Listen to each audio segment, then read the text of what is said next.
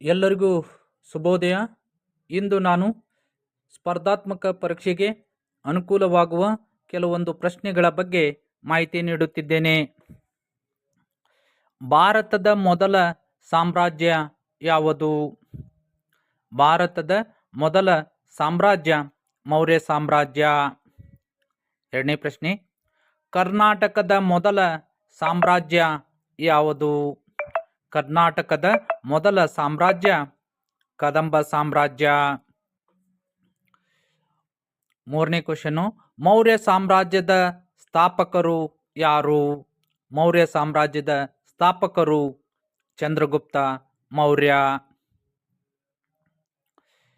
Next, Kadamba ಸಾಮ್ರಾಜ್ಯದ ಸ್ಥಾಪಕರು ಯಾರು? ಕದಂಬ ಸಾಮ್ರಾಜ್ಯದ ಸ್ಥಾಪಕರು ಮಯೂರ ವರ್ಮ.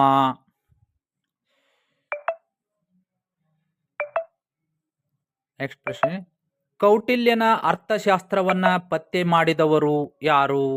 ಕೌಟಿಲ್ಯನ ಅರ್ಥಶಾಸ್ತ್ರವನ್ನ ಪತ್ತೆ ಮಾಡಿದವರು ಆರ್ ಶ್ಯಾಮಶಾಸ್ತ್ರಿಗಳು.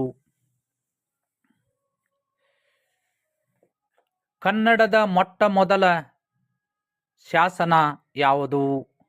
ಕನ್ನಡದ ಮೊಟ್ಟ ಮೊದಲ ಶಾಸನ ತಾಳಗುಂದ ಶಾಸನ.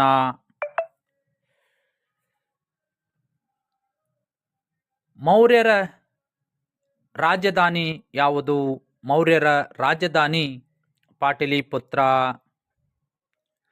ಕದಂಬರರ ರಾಜಧಾನಿ ಯಾವುದು?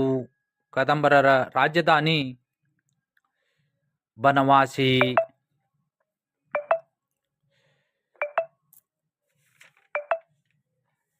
Thank you. ಈ ವಿಡಿಯೋವನ್ನು ಶೇರ್ ಮಾಡಿ, ಲೈಕ್ ಮಾಡಿ, ತಪ್ಪದೇ ಸಬ್ಸ್ಕ್ರೈಬ್ ಮಾಡಿ.